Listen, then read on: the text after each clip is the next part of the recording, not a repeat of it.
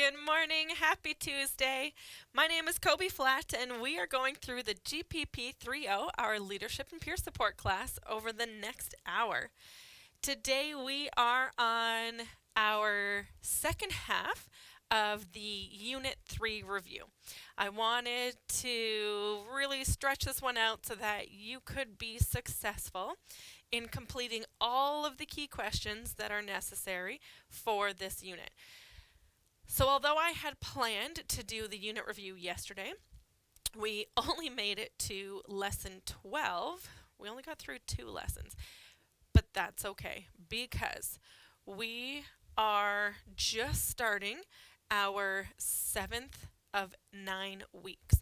We have lots of time to get through our Unit 4 material and still have time at the end to go through our culminating project options. I was going to save a lot of the how-tos for the culminating, and I thought that's silly. You're going to need to know some of this stuff. It would be helpful for you to be successful in completing key questions. So we're going to go through it now and then as well at the end. That having been said, we are just going to pick up where we left off yesterday.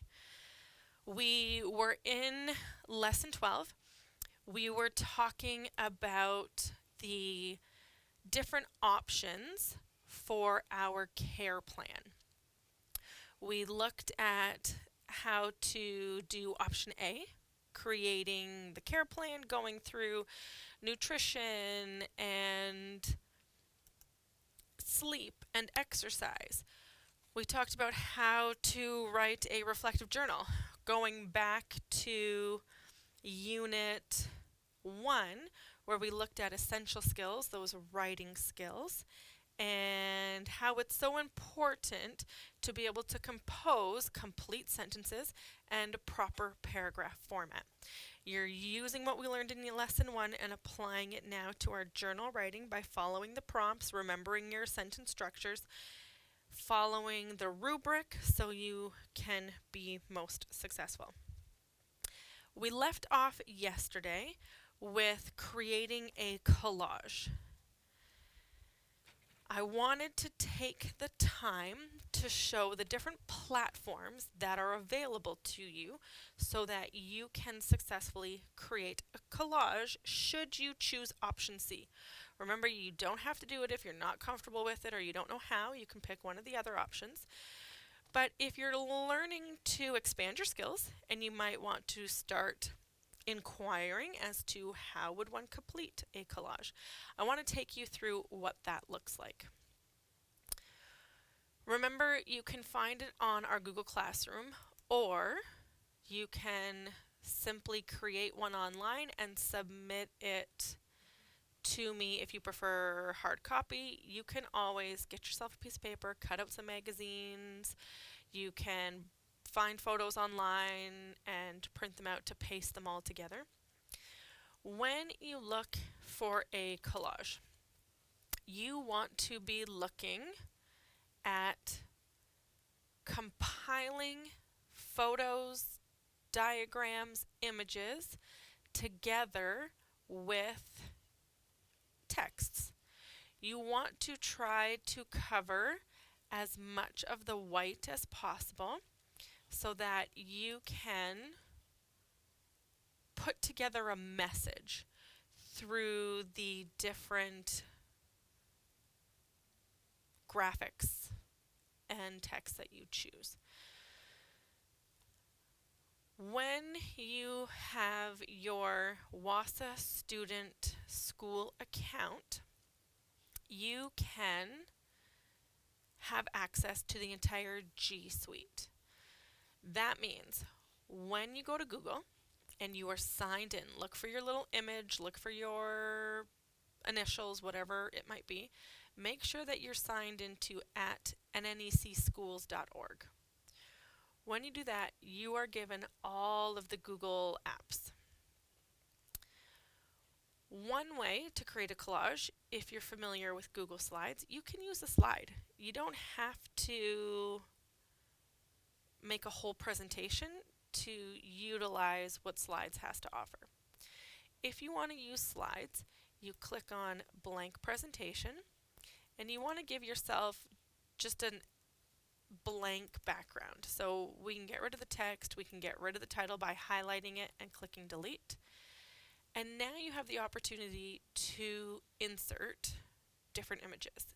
If you've got images saved to your computer with your family, pictures of you maybe going for a run or doing yoga, that is what you can include here on your collage, because remember, the point of this assignment is to represent stress management, techniques that you use to manage your stress. We went over the exercise, the sleep, the apps, the nutrition. You can put all of that in here. You can have a picture of you cooking with your kids. You can have a picture of you meditating. You can have a picture of your smartwatch or an app that you use. You're going to be compiling all of these onto here. If you don't have pictures of yourself, you can always search the web. There are a lot of free images that you can use without infringing on copyrights to make a collage that represents your stress management. You could type in smartwatch and use a random stock photo. So this could be one, you click on it, you insert. Now, I want to use up as much white space as possible, but I can do that by overlapping. By clicking on a corner and dragging it, you can readjust the size of your image. Because this is a collage and I want to use up as much white space as possible, I can leave all of this background by overlapping. So I can put something else. I can put, we'll do another image. We can search the web for yoga. And here we'll just do a picture of yoga. And now what I can do is I can put it behind by right-clicking on my mouse, clicking on order, and saying send to back. See now how my pictures are starting to overlap? I can add another. I can say insert image, search the web. I can put in meditation, not mediation, meditation. That's the one that I want. And I can click on it, click insert. Now, if there's too much happening, I can go to my toolbar at the top. There's a little box that says crop image. I can click on that and then really just hone in on the part that I want. Because I've got a lot happening here, now I can use it to overlap and put on top. So see how by playing around with the order of things, by playing around with sizing, and then I can always insert text box. And I can put at the top, stress free. That's our goal. We know we can't completely eliminate it, but we can aspire to reducing stress. And I can make it bigger. I can change the color. I can change the font. And then I can even pick this up and I can put it on top of pictures. I can manipulate it and move it as needed. So you want to be including images and text. You might even want to search stress management quotes. And you might find something on here that you really like that speaks to you. A good cry can be a cleansing stress reliever. You can copy that and put it into your presentation so that you have these different texts and images. That's how you can do it in Google Slides. Very similar. You can do this in other platforms. I can go to Google Drive and I could make this in a Google Doc. I could make it in a slide. I can even make it in Google Drawings. Google Drawings is a fantastic platform for creating collages, brochures, flyers. I want to insert a shape and I'm going to cover this box so that it represents my poster, my piece of paper, we'll say. And I can keep it blue, I can keep it whatever color I want. Very similar to Google Slides, I can insert image, search web. On here I can put in different images of however many I want. How sleep is a big part of stress management, getting a good night's rest. I can put in, same thing, I can insert text box. And I can put in no worries. Again, you can highlight it, you can change your font, you can change the size, you can change the color, and you can manipulate it and move it to wherever you want it to go. The other platform that I want to take time to show you today is Canva. Now, Canva is a beautiful resource that you have some access to the free stuff. If you want the premier images and designs and fonts, you can pay for that. With WASA, because we're a school and your student account, you can have access to a lot of the educational stuff without having to pay for it, because WASA has gotten those approvals. So you would go to, this is your Canva dashboard. Looking at the top, you can write collage and it will bring up certain examples for you that you can use and replace for your images. So if you like a certain style, you can click on it and then you can say customize. When you customize it, now you can start putting in your own things. The beautiful thing about Canva is you don't necessarily have to worry about those copyright licenses. You can design your own elements with AI. You can generate your own. You can type in meditation, peace, person, quiet, solitude, and it's going to generate an image from these words that you've input.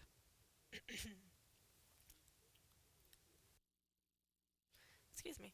So here, we have a picture that is not a copyright issue. It was just created by AI, and I can put that into the picture. So I'm using my own information. I can take the text that they have and I can write in my own ideas by changing what's there. It's really wonderful in giving you a starting point, in giving you something to work with without starting from scratch. It can be a little bit overwhelming, but if it's something that you're interested in, I would highly recommend playing around with it. You can insert text, you can insert different shapes, you can insert graphics, you can insert so many different amazing, you have access to their tools that allow you to make your own collage yours. This can also be used to create a flyer, it can be used to create a brochure. It has a lot of the access pieces that you'll need for a lot of your assignments. So if I wanted to type in brochure, you can see it gives it to me. Here is a brochure on the benefits of reading. I can take it and make it my own by customizing it. So when you go through your key questions and you see brochure, it's already done for you. They beautifully lay out the different folds. They show you the front and the back. So this would be the inside center fold. A brochure is that tri-fold, the three. You don't see too many of them around anymore, but they're fantastic for getting information out there without needing to post a huge flyer or poster. It's a simple little, you grab it, unfold it. It's very convenient, visually appealing, easy to read. You can see it highlights the important information. Hopefully that's enough to get you thinking about how you can create some of the requirements in your lesson 12 key question.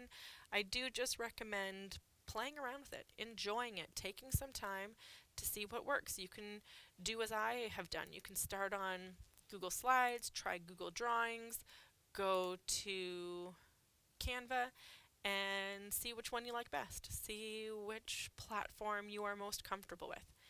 If you are a Microsoft Office user, then feel free to create something on Word. You can input borders on Word. There's so many tools that you can use for making a collage on the medium that you are most comfortable with. Again, if you have any questions, please don't hesitate to reach out to ask for assistance or how do I do this. The internet is a beautiful resource for finding videos, instructional videos on how to do certain things that you can utilize. Let's move on to Lesson 13. Lesson 13, we talked about conflict resolution. We learned that conflict is a disagreement in which people involved usually have opposing viewpoints. Now, this is usually because they see their needs or interests being threatened. It's not necessarily that they are in danger, but it starts because they feel like they could be threatened.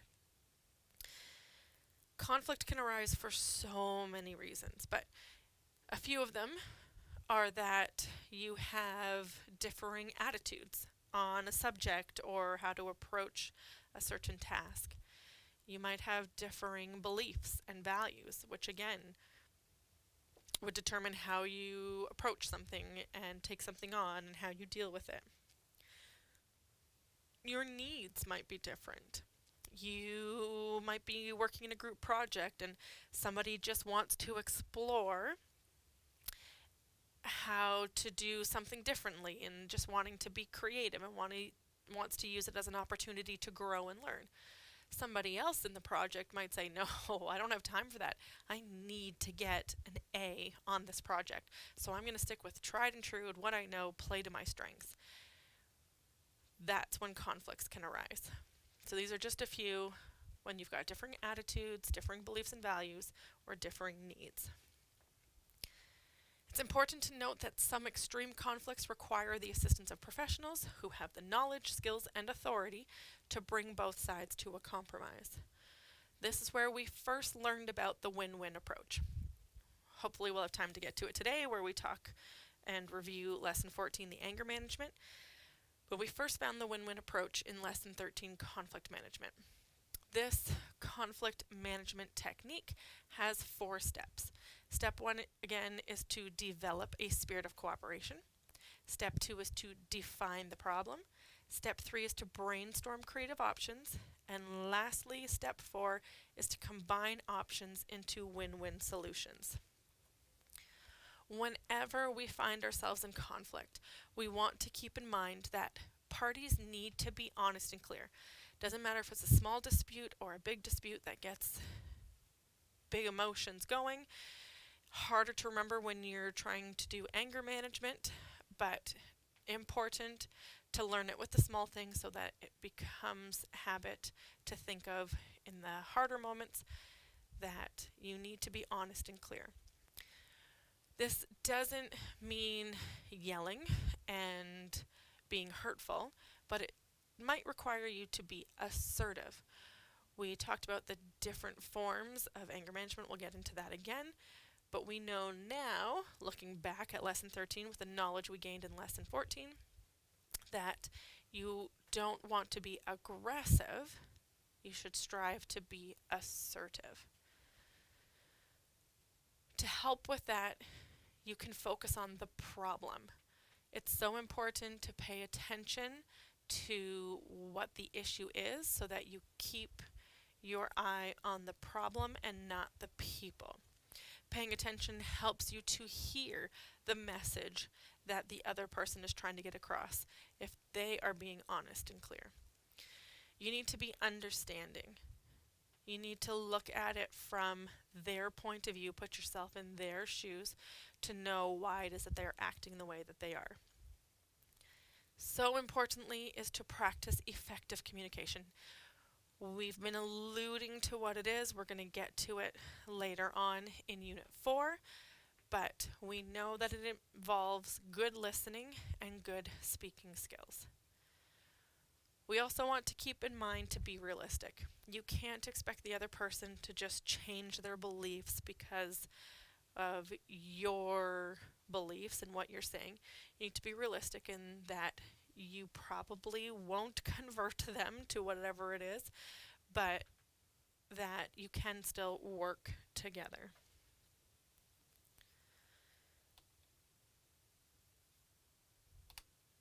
We talked about the conflict resolution techniques. In a win-win approach, both sides agreed to collaboratively work towards outcomes that would satisfy them both. The chance of success is much better when both sides are interested in negotiating. However, if one or more parties are resistant towards working together, you might need to consider a conflict de-escalator. This is where, rather than focusing on finding a positive resolution, you simply aim to de-escalate the tensions and the conflict. When we look at a conflict resolution model of the de-escalator and realize it's useful for finding an agreement between parties who are resistant to negotiating, you want to consider these 4 steps. So unlike the win-win approach that has 4 steps, these 4 steps include first, understanding the problem, secondly, identifying and recognizing feelings and emotions of both parties, then examining your options, and lastly, applying your best option. Lesson 13's key question asks us to use the win-win approach to conflict resolution. Show how you could resolve the below situations with successful and productive outcomes. You're going to describe the 4 steps required for each situation. That means when you're going through and you are looking at the 2 scenarios, you're going to write for question 1A, you're going to look at your 4 steps.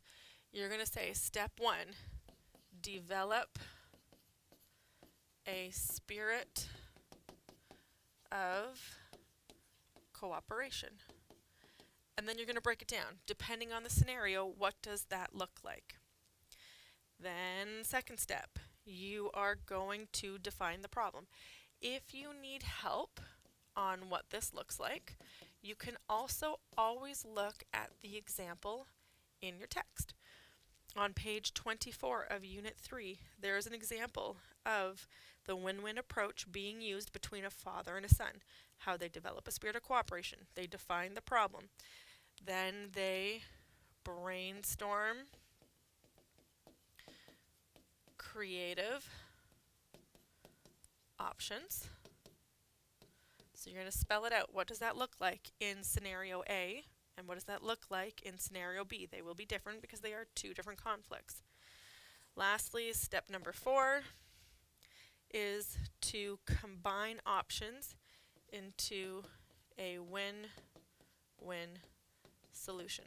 So you are going to write the 2 groups should, and then whatever option it is that you've brainstormed and you think would be most beneficial to both groups.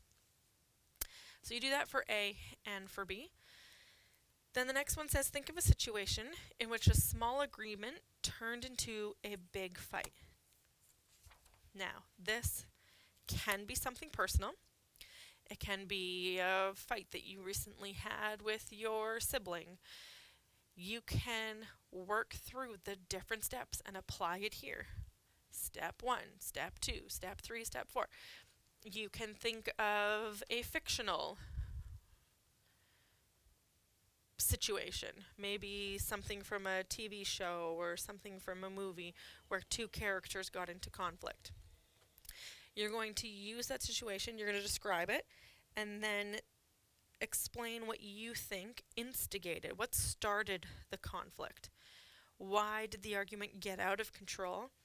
And then think about which step of the conflict de-escalator was potentially skipped or mishandled.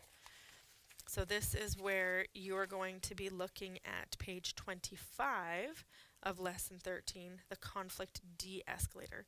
You can always go back to our class recordings, look at 13, I think it was point 3, where we actually had the ladder image, the diagram that showed how you work through each step. So you can always go back through your material, you can go back through our class recordings to help you answer each of the key questions. Alright, let's review lesson 14. Lesson 14 took us quite a few classes to get through. Remember that anger is just another emotion. It's usually activated when a person believes that their well-being is threatened. See how similar it is to conflict resolution? We're feeling threatened. It can also arise when an individual feels like they have been intentionally provoked. You did that on purpose. You're out to get me.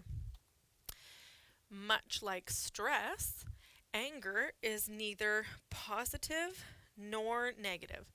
Rather, it's how we deal with and control or express our anger that makes the action positive or negative, either destructive or constructive. This is where we talked about how, because anger is an internal emotion, it's expressed in some external manner. It's our internal response coming out in an external manner. And we looked at the 4 types of anger expression. The first being aggressive, which we don't want. We want to avoid an aggressive response. We want to move away from that and learn how to manage our anger so that we aren't exploding in an aggressive manner. Similarly, we found out how passive-aggressive can be just as destructive, can be just as bad, and we don't want to be passive-aggressive.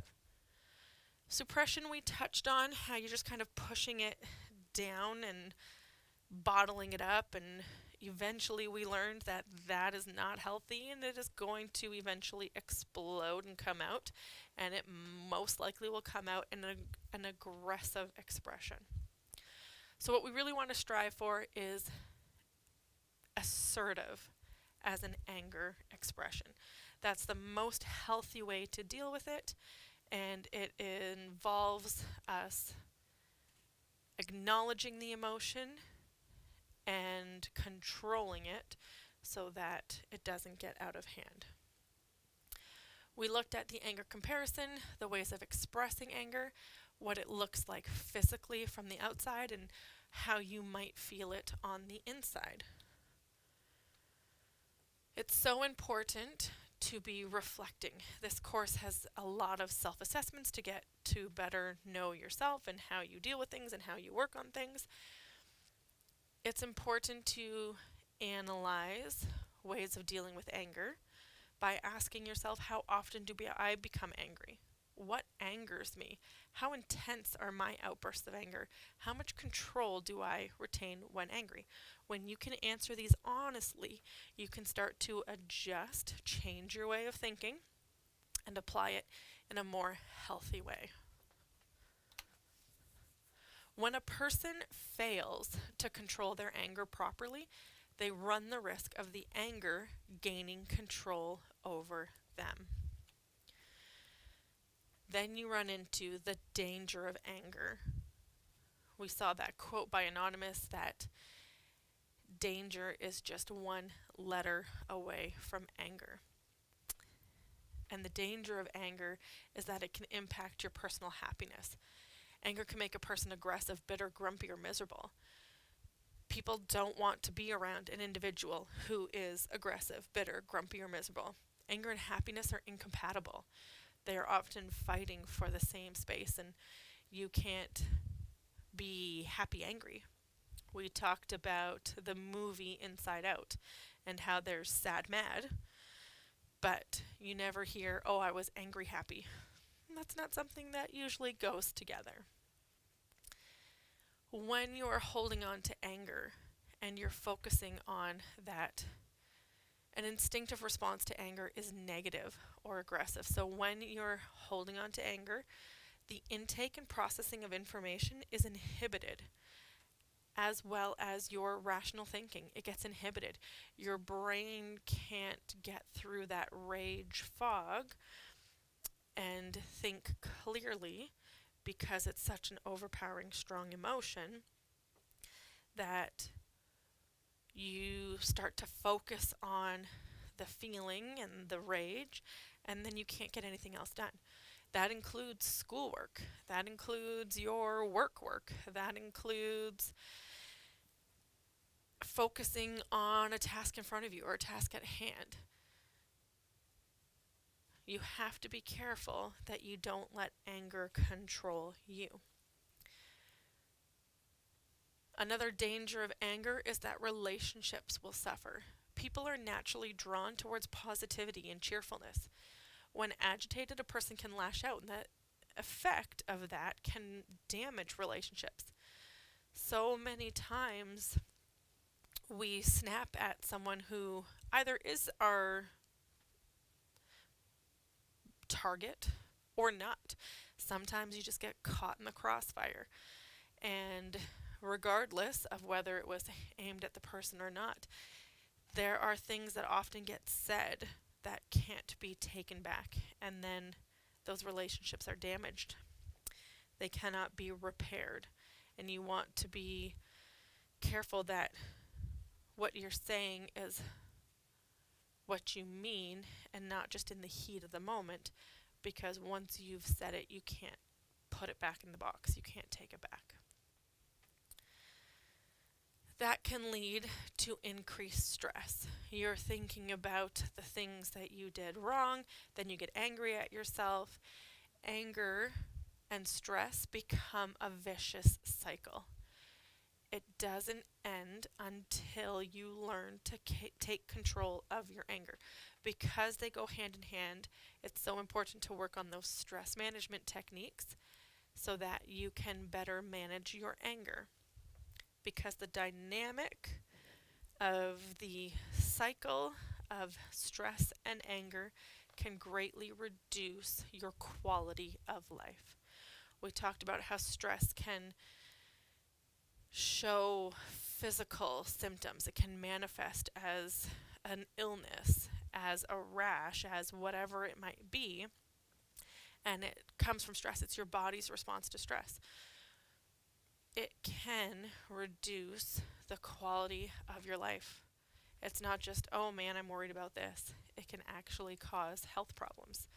So you need to be so careful then when you're thinking of anger as well, how it can reduce your quality of life. We then looked at your body's instinctive responses. We talked about fight or flight. That it's a description for a series of preparations that our body makes to protect itself from danger.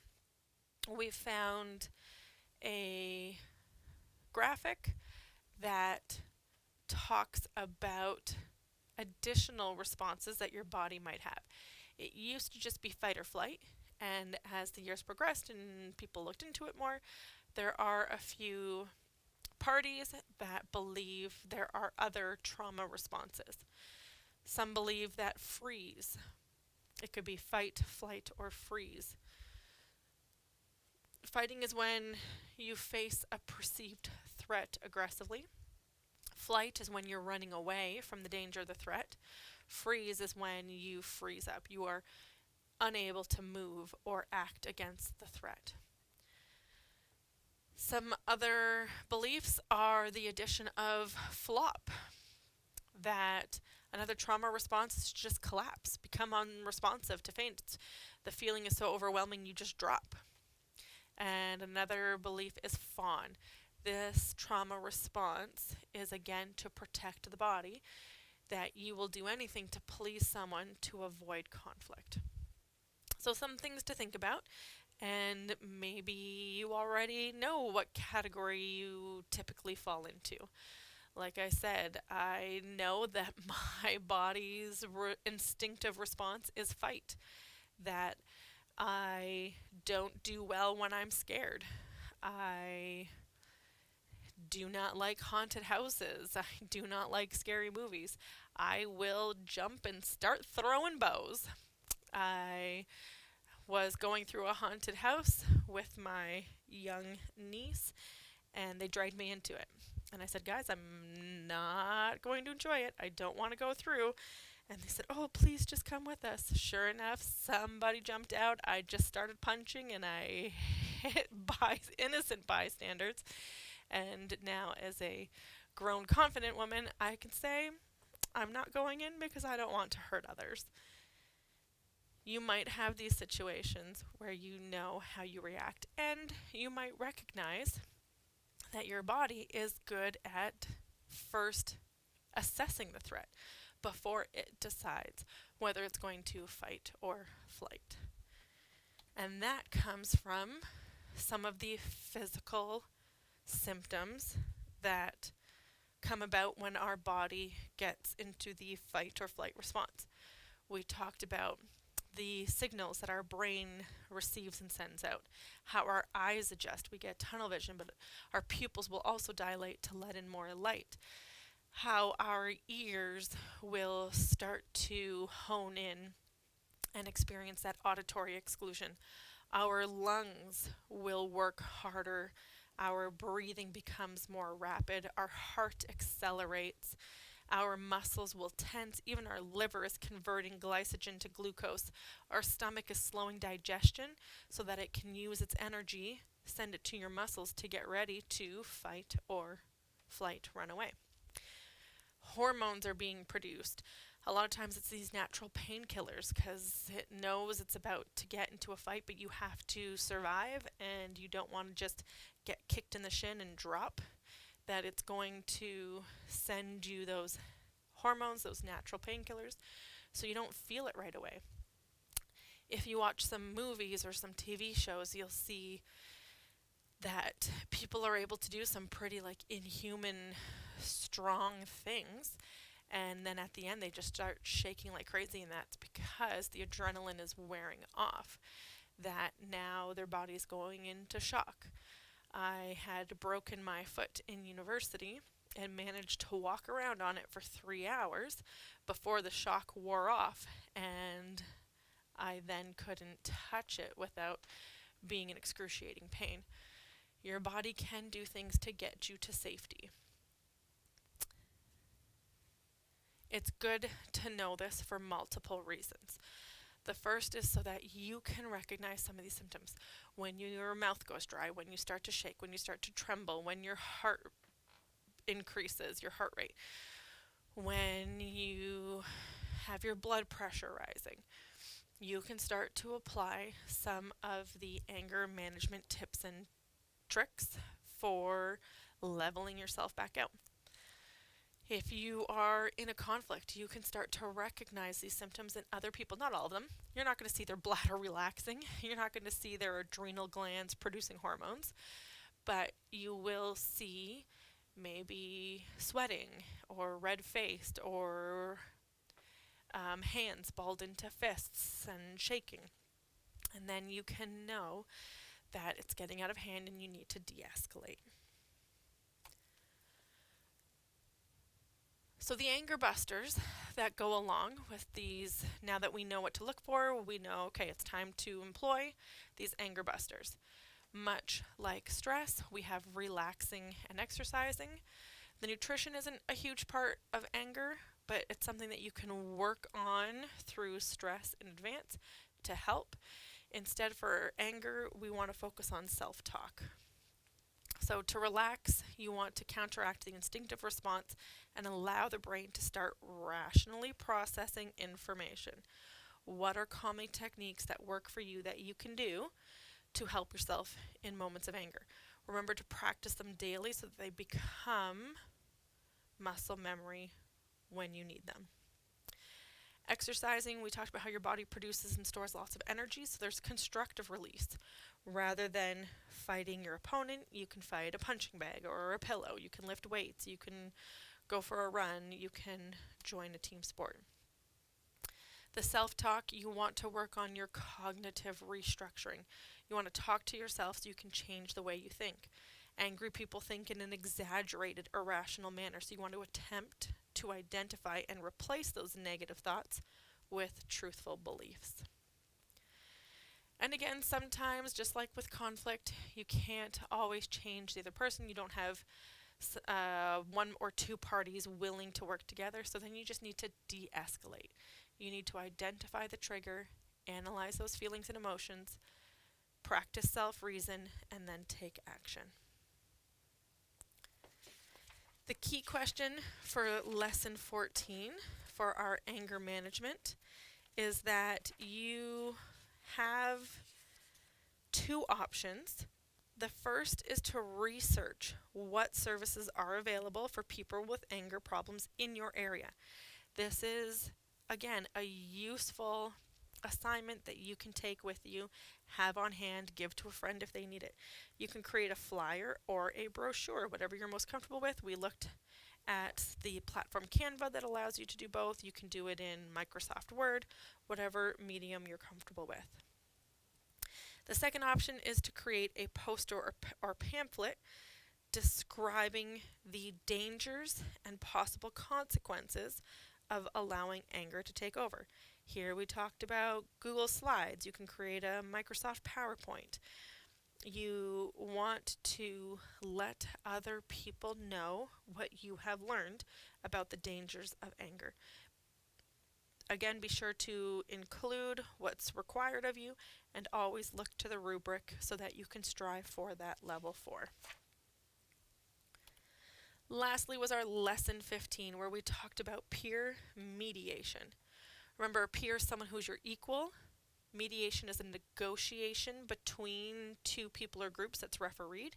So a peer mediator, then, if we put them together, it is a peer who helps someone in conflict to reach a solution. Important to note that peer mediation cannot be used to solve more serious problems.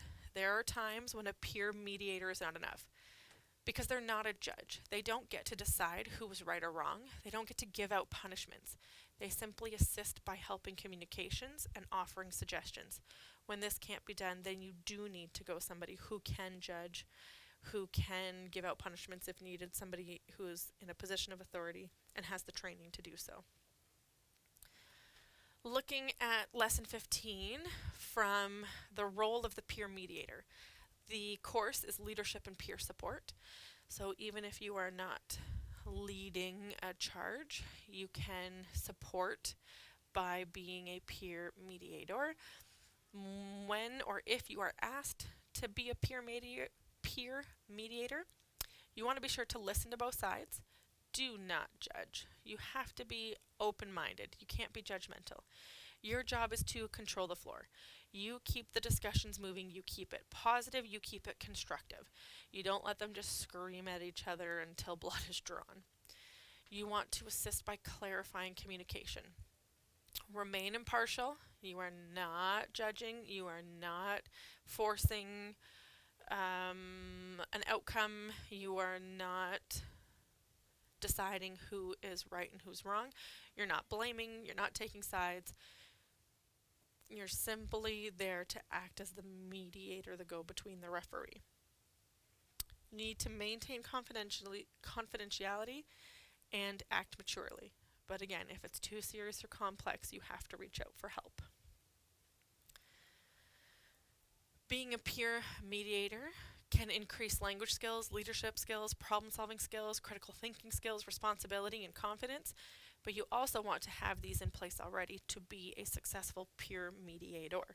You don't want to have zero critical thinking, immature, no responsibility. You're just going to do more damage to the situation. Peer mediation is where we're also looking at the win-win approach. Much like what we learned in Lesson 13, we have developed a spirit of cooperation, define the problem, brainstorm creative options, and then apply.